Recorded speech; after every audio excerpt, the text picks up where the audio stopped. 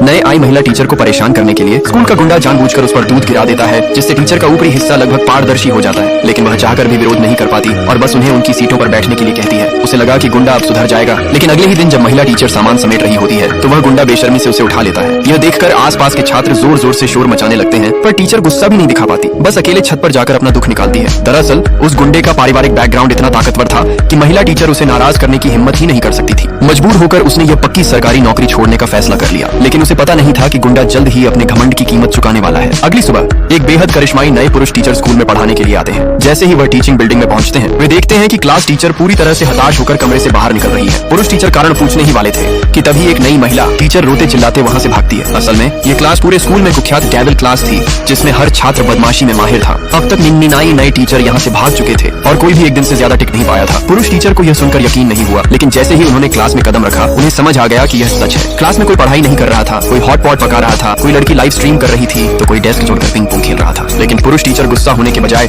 शांत मन से उनके साथ पिंग पोंग खेलने लगते हैं। फिर अचानक वह लड़की के लाइव स्ट्रीम में भी आ जाते हैं, जिससे वह बुरी लड़की गुस्से में उन्हें गालियां देने लगती है। ये देखकर स्कूल का गुंडा एकदम गुस्से में आकर रैकेट उठाकर पुरुष टीचर की तरफ फेंक देता है। लेकिन अगले ही पल सच्चाई सामने आती है। वह पुरुष टीचर दरअसल देश के सबसे अमीर किन परिवार का मालिक था, जिसने अपने परिवार का सारा कामकाज दूसरों को सौंप दिया था, सिर्फ इसलिए कि उसकी माँ का आखिरी सपना था कि वह एक टीचर बने। माँ की इच्छा पूरी करने के लिए ही वह यहाँ पढ़ाने आया था। लेकिन पहले ही दिन उसे इतनी बड़ी चुनौती का सामना करना पड़ा। क्लास में एक भी छात्र पढ़ाई में ध्यान नहीं दे रहा था। तब उसने ठान लिया कि इन बिगड़े हुए बच्चों को वह जरूर बदल कर रखेगा। तभी स्कूल का गुंडा मंच पर आकर कहता है कि पढ़ाई बेकार है, वह तो आगे चलकर किन ये जैसा बड़ा आदमी बनेगा। उसे क्या पता था कि उसके सामने खड़ा आदमी ही असली किन ये है। बच्चों की बात मानवाने के लिए पुरुष टीचर एक शर्त रखता है, अगर वे 7 दिन में उसे बेइज्जत कर पाए तो वह खुद नौकरी छोड़ देगा, वरना वे सबको उसकी बात मानकर पढ़ाई करनी होगी। सभी बच्चे तुरंत यह चुनौती स्वीकार कर लेते हैं। अगले दिन बच्चे दरवाजे के ऊपर आटा भरकर रखते हैं ताकि टीचर के आते ही गिरा, लेकिन जैसे ही वे सोचते हैं कि प्लान सफल हो गया, पुरुष टीचर छाता निकाल लेता है और खुद को बचा लेता है, जबकि सामने बैठे बच्चे सारा आटा झेल लेते हैं। यह तो बस उनकी पहली चाल थी। अब वे टीचर पर चीजें फेंकने लगते हैं, लेकिन वह हर चीज को रोक देता है